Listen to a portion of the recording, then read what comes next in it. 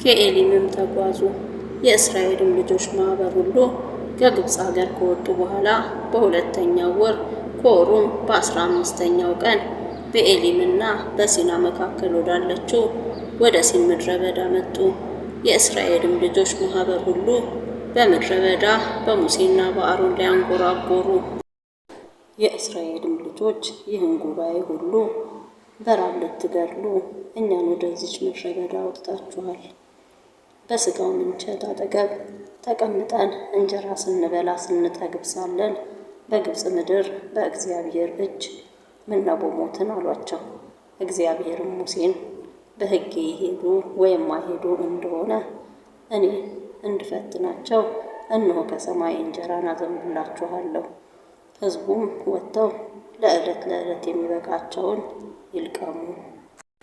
እንዲህም ይሆናል በ6ኛው ቀን ያመጡትን ያዘጋጁ፣ ዕለት ዕለትም ከሚለቅሙት ይልቅ 2 እጥፍ ይሁን አለው። ሙሴና አሮንም ለእስራኤል ልጆች ሁሉ እግዚአብሔር ከግብፅ ምድር እንዳወጣችሁ ማታ ታውቃላችሁ፣ የእግዚአብሔርንም ክብር ጠዋት ታያላችሁ። በእግዚአብሔር ላይ ያንጎራጎራችሁትን ሰምቷልና በእኛም ላይ የምታንጎራጉሩ እኛ ምንድር ነን አሉ። ሙሴም እግዚአብሔር ያንጎራጎራችሁበትን ማንጎራጎራችሁን ሰምቷልና በመሸ ጊዜ ትበሉ ዘንድ ሥጋን ማልዶም ትጠግቡ ዘንድ እንጀራን እግዚአብሔር ይሰጣችኋል። እኛም ምንድር ነን? ማንጎራጎራችሁ በእግዚአብሔር ላይ ነው እንጂ በእኛ አይደለም አለ። ሙሴም አሮንን ለእስራኤል ልጆች ማኅበር ሁሉ ማንጎራጎራችሁን ሰምቷልና ወደ እግዚአብሔር ፊት ቅረቡ በል አለው። እንዲህም ሆነ አሮን ለእስራኤል ልጆች ማኅበር ሁሉ በተናገረ ጊዜ ወደ ምድረ በዳ ፊታቸውን አቀኑ። እነሆም የእግዚአብሔር ክብር በደመናው ታየ። እግዚአብሔርም ሙሴን አለው፣ የእስራኤልን ልጆች ማንጎራጎር ሰማሁ። ወደ ማታ ሥጋን ትበላላችሁ፣ ማለዳም እንጀራን ትጠግባላችሁ። እኔም እግዚአብሔር አምላካችሁ እንደሆኑ ታውቃላችሁ በላቸው። እንዲህም ሆነ በመሸ ጊዜ ድርጭቶች መጡ፣ ሰፈሩም ከደኑት። ማለዳም በሰፈሩ ዙሪያ ጠል ወድቆ ነበር። የወደቀውም ጠል ባለፈ ጊዜ እነሆ በመሬት ላይ እንደ ደቃቅ ውርጭ ሆኖ ቅርፊት የሚመስል ደቃቅ ነገር በምድረ በዳ ታየ።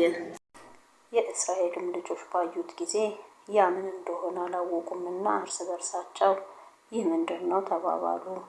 ሙሴም ትበሉት ዘንድ እግዚአብሔር የሰጣችሁ እንጀራ ይህ ነው፣ እግዚአብሔር ያዘዘው ነገር ይህ ነው፣ እያንዳንዱ የሚበላውን ያህል ይልቀም፣ በድንኳኑ ባሉት ነፍሶች ቁጥር ለአንድ ሰው 1 ጎሞር ውሰዱ አላቸው። የእስራኤልም ልጆች እንዲሁ አደረጉ። አንዱ አብዝቶ አንዱም አሳንሶ ለቀመ። በጎሞሩም በሰፈሩት ጊዜ እጅግ ለለቀመ አልተረፈውም፣ ጥቂትም ለለቀመ አልጎደለበትም። ሁሉ እያንዳንዱ የሚበላውን ያህል ለቀመ። ሙሴም ማንም ከእርሱ አንዳች ለነገ ያስቀር አላቸው። ነገር ግን ሙሴን አልሰሙትም። አንዳንድ ሰዎችም ከእርሱ ለነገ አስቀሩ፣ እርሱም ተላ ሸተተም። ሙሴም ተቆጣቸው። ሰውም ሁሉ ዕለት ዕለት የሚበላውን ያህል በጠዋት ለቀመ። ፀሐይም በተኮሰ ጊዜ ቀለጠ። እንዲህም ሆነ በ6ኛው ቀን 2 እጥፍ አድርገው እያንዳንዳቸው 2 ጎሞር እንጀራ ለቀሙ። የማኅበሩም አለቆች ሁሉ መጥተው ለሙሴ ነገሩት። እርሱም እግዚአብሔር የተናገረው ይህ ነው፣ ነገ ዕረፍት፣ ለእግዚአብሔርም የተቀደሰ ሰንበት ነው። የምትጋግሩትን ጋግሩ፣ የምትቀቅሉትንም ቀቅሉ፣ የተረፈውን ሁሉ ለነገ እንዲጠበቅ አኑሩት አላቸው።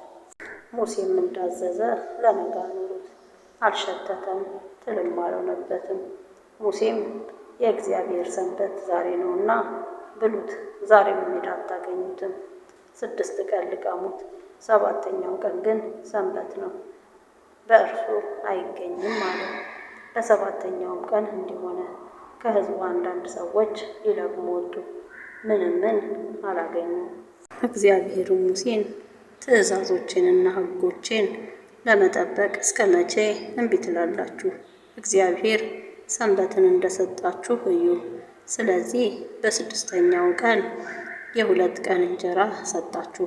ሰው ሁሉ በስፍራው ይቀመጥ፣ በ7ኛው ቀን ማንም ከስፍራው አይሂድ አለው። ሕዝቡም በ7ኛው ቀን አረፈ። የእስራኤልም ወገን ስሙን መና ብለው ጠሩት። እርሱም እንደ ድንብላል ዘር ነጭ ነው፣ ጣዕሙም እንደ ማር ቂጣ ነው። ሙሴም እግዚአብሔር ያዘዘው ነገር ይህ ነው፣ ከግብፅ ምድር ባወጣኋችሁ ጊዜ በምድረ በዳ ያበላኋችሁን እንጀራ ያዩ ዘንድ ከእርሱ 1 ገሞር ሙሉ ለልጅ ልጆቻችሁ ይጠበቅ አለ።